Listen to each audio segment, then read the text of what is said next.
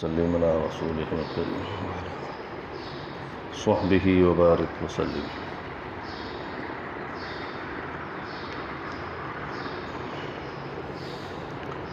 اعوذ باللہ من الشیطان الرجیم، بسم اللہ الرحمن الرحیم۔ نحمدہ ونصلی ونسلم علی رسولہ الکریم وعلی آلہ واصحابہ اجمعین۔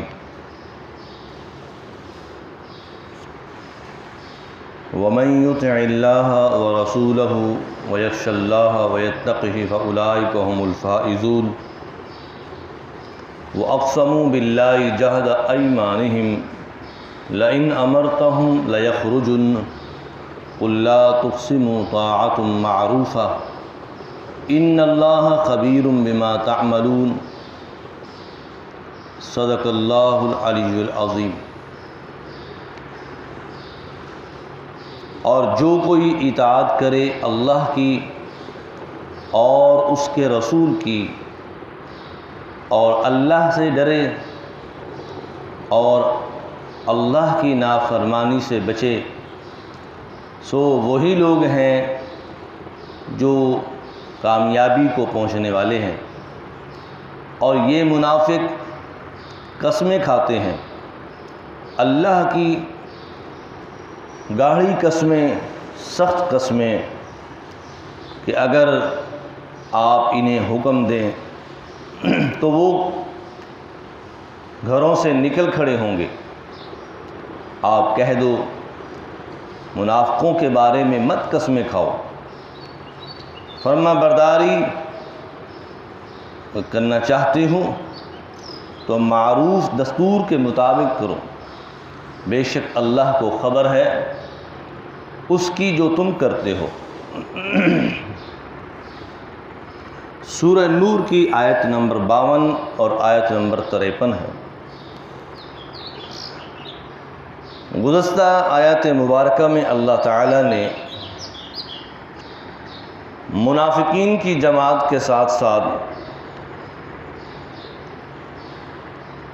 اہل ایمان کا ذکر بھی کیا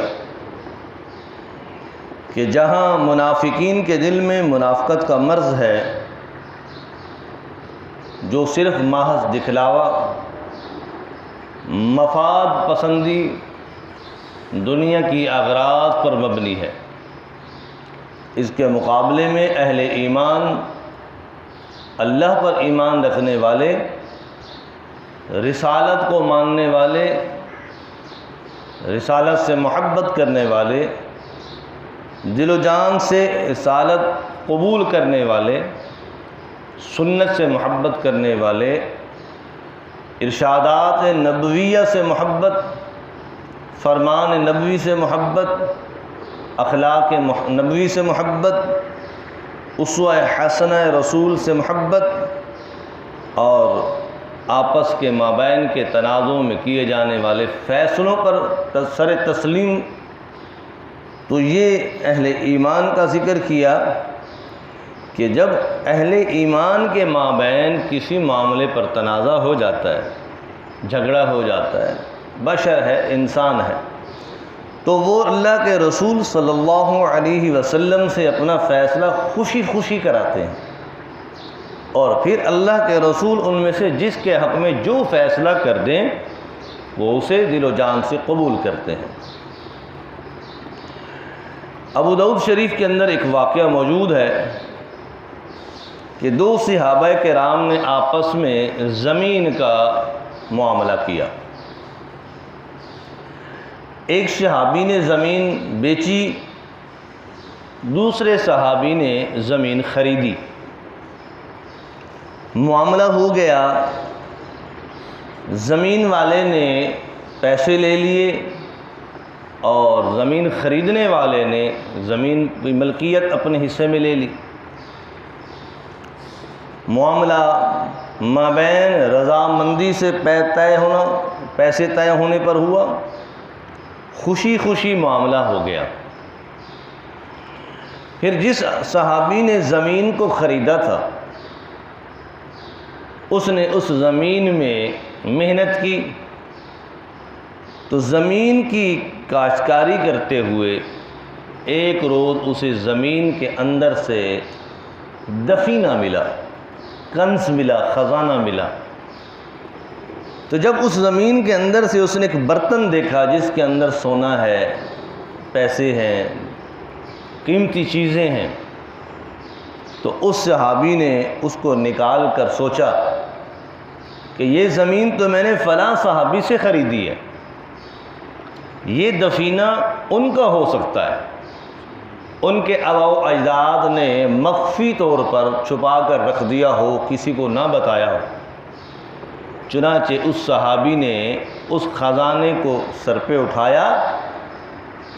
اور جس صحابی سے زمین خریدی تھی اس کی دہلیز پر آ پہنچے اور آ کر کہا، دیکھو میں نے جو تم سے زمین خریدی ہے، آج اس زمین کے اندر سے مجھے یہ کنز دفینے کی شکل میں ملا ہے۔ میں زمین پر محنت کر رہا تھا تو اندر سے، مٹی کے اندر سے یہ مٹکا نکلا ہے، اب اس کے اندر قیمتی چیزیں ہیں، سونا ہے، تو لہذا ہو سکتا ہے کہ تمہارے آباء و اجداد نے، بڑوں نے دفینہ کیا ہو، چھپایا ہو اور تمہیں بتانا بھول گئے ہو، لہذا میں نے تمہارے ساتھ جو بیع کی تھی، معاملہ کیا تھا، پیسے دیے تھے، وہ زمین کے دیے تھے، اور یہ اپنا دفینہ اپنے ملکیت میں لو اور مجھے اس سے فارغ کرو۔ اب جس صحابی کو جا کر یہ دینے کے لیے گئے، وہ بھی ایمان والے تھے، اب وہ صحابی کہنے لگے، دیکھو اس مٹکے پر، اس کنز خزانے پر میرا 1% بھی حصہ نہیں ہے، یہ میرا نہیں ہے۔ جس دن سے آپ نے مجھ سے زمین خریدی، اس دن سے اس زمین کی ملکیت میرے ملکیت سے نکل چکی ہے، میں نے تو پیسے لیے، دام لے لیے، اب وہ زمین آپ کی ہے، اس میں سے پانی نکلے، اس میں سے تیل نکلے، اس میں سے پٹرول نکلے، اس میں سے سونا نکلے، اس میں سے جو کچھ بھی نکلے وہ تو اب آپ کا ہے، مالک آپ ہیں، لہٰذا یہ آپ واپس لے جائیں، میں نہیں لیتا۔ ایمان بنا ہوا تھا کہ مال سے نہیں ہوتا، اعمال سے ہوتا ہے۔ ایمان بنا ہوا تھا کہ عمل سب سے بڑی چیز ہے، ایمان سب سے بڑی چیز ہے، اس وجہ سے زمین سے جس کی دفینہ نکل رہا ہے وہ بھی اپنے ایمان کو بچانے کے چکر میں، عمل کو بچانے کے چکر میں ہے، اور جس نے زمین بیچی ہے اس کا بھی ایمان ہے، وہ بھی ایمان کو بچانے کے چکر میں اور عمل کو بچانے کے چکر میں ہے، دونوں کا مباحثہ ہو رہا ہے۔ دینے والا جو دروازے پر پہنچا وہ کہے میں لیتا نہیں، اور جو دروازے کا مالک، گھر کا مالک ہے، وہ کہتا ہے میں لیتا نہیں، دونوں کا آپس میں مباحثہ تبصرہ بڑھ گیا، وہ کہے میں نہیں لیتا، وہ کہتا ہے میں نہیں لیتا۔ جب ایمان بن جائے، جب انسان کے اندر اللہ کے یقین کی بات آ جائے اور مال کی محبت نہ ہو، پھر انسان کے سامنے ہزاروں قیمتی چیزوں کے ڈھیر لگے ہوئے ہوں، اس کے ایمان پر ذرا فرق نہیں آتا۔ لیکن جب انسان مفاد پرست بن جائے، پیسہ پرست بن جائے، مادیت پرست بن جائے، ٹکے ٹکے کے پیچھے جان دینے والا، عمل برباد کرنے والا، ایمان ضائع کرنے والا بن جائے، تو پھر انسان ایک ایک قطرے کے پیچھے اپنے ایمان کو برباد کرتا ہے، ایک ایک ٹکے کے پیچھے اپنے ایمان کو برباد کرتا ہے۔ اب جب دونوں صحابہ میں تبصرہ، بحث، مباحثہ ہوئی، تو ایک تیسرے شخص نے ان کی بحث کو دیکھتے ہوئے آ کر کہا کہ دیکھو تم بحث نہ کرو، تم جاؤ اللہ کے رسول صلی اللہ علیہ وسلم کی خدمت میں، اللہ کے رسول کو جا کر اپنی بات بتاؤ، کارگزاری سناؤ، جب اللہ کے رسول موجود ہیں تو لیحکم بینہم، وہ تمہارے درمیان فیصلہ کریں گے اور اس فیصلے میں تم دونوں کے لیے بہتری ہوگی۔ جب یہ کہا تو صحابی کہنے لگے سمعنا واطعنا، تم نے تو ہمارا بھلا کر دیا، ہم تو جا کر اللہ کے رسول سے فیصلہ کراتے ہیں، کیونکہ ایمان والے کے اندر تو اللہ کے رسول کی حب ہے، محبت ہے، اطاعت ہے، وہ تو اللہ کے رسول کے نام کو لیتا ہے تو منہ میں مٹاس آتی ہے، دل میں محبت اٹھتی ہے، ہم اللہ کے رسول سے کراتے ہیں۔ دونوں رسول اکرم صلی اللہ علیہ وسلم کی خدمت میں حاضر ہو گئے اور دونوں نے کارگزاری سنائی۔ نبی پاک صلی اللہ علیہ وسلم نے دونوں کی کارگزاری سننے کے بعد پوچھا کہ تم میں سے کسی ایک کی بیٹی بچی جوان ہے، بالغ ہے؟ تو ان میں سے ایک نے کہا جی ہاں یا رسول اللہ، میرے گھر میں میری بیٹی جوان ہے۔ تو آپ نے دوسرے سے پوچھا کہ بھائی تمہارا بیٹا اولاد میں کوئی جوان ہے، بالغ ہے؟ جی ہاں یا رسول اللہ، میرا بیٹا جوان ہے۔ پھر آپ نے فرمایا کہ دیکھو میں یہ کہتا ہوں جس کی بیٹی ہے کہ تم اپنی بیٹی کا نکاح اس کے بیٹے کو دے دو، آپس میں رشتہ کر لو، اور جو تمہیں دفینہ ملا ہے وہ ان کی خوشی پر خرچ کرو، ان کے گھر پر خرچ کرو، ان کے کھانے پر خرچ کرو، آنے والی نسل پر خرچ کرو۔ تو رسول اکرم صلی اللہ علیہ وسلم نے اب دو لڑائی جھگڑے کے فتنے میں پڑنے والے اہل ایمان کو محبت میں بٹا دیا، محبت میں تبدیل کر دیا، رشتہ بھی جوڑ دیا، برادری بھی بنا دی، اور مال کو بھی فتنے سے بچا کر خیر کے کام پہ لگا دیا۔ تو فرمایا وَأُولَٰئِكَ هُمُ الْمُفْلِحُونَ۔ ایسے فیصلے انسان کو کامیابی کی طرف لے جاتے ہیں۔ تو اس سے ایک اشارہ تو یہ ہے کہ جب آدمی کا کسی مقدمہ میں جھگڑا ہو، اسے ایک ایسے منصف سے حل کرانا جس منصف کے اندر ایمان ہو، جو منصف تجربہ کار ہو، جو منصف خود پہلے صحیح ہو، اور جو منصف جو ہے طرفدار نہ ہو، لالچی نہ ہو، دنیا کے غرض رکھنے والا نہ ہو، اور ایک دوسرے کی سائٹ لینے والا نہ ہو، خالصتاً اللہ کے رضا پر وہ فیصلہ کرنے والا ہو۔ ایسے منصف سے فیصلہ کرانا چاہیے۔ انسانوں کے فیصلوں کے اندر فساد، یا انسانوں کے فیصلوں کے بعد فساد تب آتا ہے کہ جب یا تو منصف رشوت لے کر بیٹھتا ہے، منصف پیسہ کھاتا ہے، فیصلہ کرنے والا لالچی ہوتا ہے، وہ ادھر سے بھی پیسہ لے کر کھاتا ہے، ادھر سے بھی پیسہ لے کر کھاتا ہے، اور یہ دونوں یہ سمجھ رہے ہوتے ہیں انفرادی طور پر کہ میں نے پیسہ دیا میرے حق میں فیصلہ ہوگا، جبکہ دوسری پارٹی بھی پیسے دے کر بیٹھی ہوتی ہے، وہ سمجھتی ہے کہ میں نے پیسہ دیا میرے حق میں فیصلہ ہوگا، جبکہ منصف دونوں کے بارے میں منصف عادل نہیں ہوتا، اس کی غرض ادھر سے بھی مفاد پرستی، ادھر سے بھی مفاد پرستی ہوتی ہے۔ تو نتیجہ یہ نکلتا ہے کہ فیصلہ نہ اس کے حق میں ہو پاتا ہے اور نہ اس کے حق میں ہو پاتا ہے۔ جو فیصلہ ایک ہفتے میں ہونا ہوتا ہے وہ کئی ہفتوں تک لٹکتا رہتا ہے، جو مہینے میں ہونا ہوتا ہے وہ کئی مہینوں میں لٹکتا ہے، کوئی سال میں وہ چند سالوں میں لٹکتا ہے۔ کیوں؟ اغراض دنیا کی ہوتی ہیں، مفاد دنیا کا ہوتا ہے۔ تو اللہ فرماتے ہیں وَمَن يُطِعِ اللَّهَ وَرَسُولَهُ، جس نے اللہ کی اطاعت کی اور اس کے رسول کی اطاعت کی، وَيَخْشَ اللَّهَ۔ اب یہ جملہ اشارہ کر رہا ہے اس بات کے وَيَخْشَ اللَّهَ کہ وہ اللہ سے ڈرا،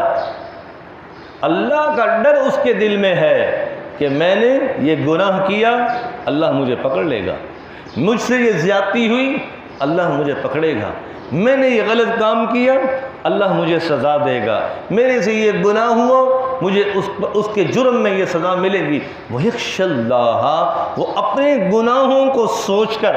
وہ اپنی سیاہ کاریوں کو سوچ کر، وہ اپنی غلط کاریوں کو سوچ کر اپنے دل میں اللہ کا خوف رکھتا ہے۔ وَيَخْشَ اللَّهَ، اللہ سے ڈرتا ہے۔ وَيَتَّقِهِ،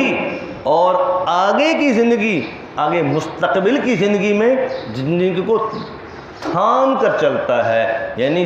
سنبھال کر قدم کو سوچ سوچ کے چلتا ہے۔ اس لیے ایک عالم نے لکھا کہ 3 چیزوں میں بڑی احتیاط کیا کرو۔ فرمایا جب منہ کھولو، زبان کھولو تو سوچ سمجھ کے کھولو، ایسے منہ نہ کھولو کہ کسی کی دل آزاری ہو، ایسا منہ اور زبان سے کلمہ مت نکالو جو تمہارے لیے وبال جان بن جائے۔ زبان کا کلمہ سوچ سمجھ کے بولو۔ دوسرا، قسم اٹھاؤ تو سوچ سمجھ کے قسم اٹھاؤ کہ ہم قسم سچے معاملے میں اٹھا رہے ہیں، جھوٹے معاملے میں اٹھا رہے ہیں، کیا ظالم کے ساتھ قسم اٹھا رہے ہیں یا مظلوم کے بارے میں قسم اٹھا رہے ہیں۔ آج کے معاشرے میں مسلمان کا، انسانوں کا ایک وتیرہ بن گیا ہے، عادت بن چکی ہے بات بات پہ قسم اٹھانا، اپنے کسٹمر کو قسم دے دے کر یقین دہانی کرانا کہ یہ چیز ایسے ہے، یہ چیز ایسے ہے، اتنی قیمت، اس کی قیمت اتنی ہے، یہ قیمت اچھی ہے، یہ قیمتی ہے، قسم کے ذریعے اس ورائٹی کو اچھا کیا جا رہا ہے، جبکہ حقیقت میں وہ کپڑا ویسے نہیں ہے، حقیقت میں وہ چیز ویسے نہیں ہے۔ اپنے کسٹمر کو قسمیں جھوٹی دے دے کر یقین دہانی کرائی جاتی ہے، تو قسم انسان کو پکڑوا دیتی ہے، قسم انسان کو نیچا کر دیتی ہے، قسم انسان کے اعتماد اور وقار کو مٹی میں ملا کر رکھ دیتی ہے۔ اور تیسری چیز فرمایا بزرگوں نے، قدم اٹھاؤ تو سوچ سمجھ کے اٹھاؤ کہ میرا قدم خیر کی طرف اٹھ رہا ہے یا میرا قدم بدی کی طرف اٹھ رہا ہے، میں شر کی طرف جا رہا ہوں یا میں خیر کی طرف جا رہا ہوں۔ فَمِنْهُمْ شَقِيٌّ وَسَعِيدٌ، فرمایا تم میں سے بعض وہ ہیں جو بدبخت ہیں، جو قدم بدبختی کی طرف اٹھاتے ہیں، اللہ کی نافرمانی کی طرف لپکتے ہیں۔ وَمِنْهُمْ سَعِيدٌ، اور تم میں سے بعض نیک سعادت مند بھی ہیں جو سعادتوں والا کام، خیر والا کام کرتے ہیں۔ اولئک هم الفائزون، جو اپنے گناہوں پر اللہ سے بخشش مانگے اور حال کے آنے میں اللہ سے گناہوں سے ڈرتا رہے، تقوی اختیار کرتا رہے اور بچتا رہے۔ اولئک هم الفائزون، پس یہ انہی میں سے ہے جو کامیاب ہونے والوں میں سے ہیں۔ اللہ تعالی ہمیں قرآن مجید کی صحیح سمجھ نصیب فرمائے، آمین یا رب العالمین۔ الحمدللہ حمدا کثیرا طیبا مبارکا فیہ، ربنا آتنا فی الدنیا حسنہ وفی الآخرۃ حسنہ وقنا عذاب النار، ربنا افرغ علینا صبرا وتوفنا مع المسلمین، اللہم انفعنا بالقرآن العظیم ونفعنا وإیاکم بالآیات والذکر الحکیم، اللہم انفعنا دروس القرآن وشرح صدور القرآن علیہ المن والإحسان ولا حول ولا قوة إلا بک، صلی اللہ تعالی علی خیر خلقہ محمد وعلی آلہ وصحبہ اجمعین، آمین برحمتک یا ارحم الراحمین۔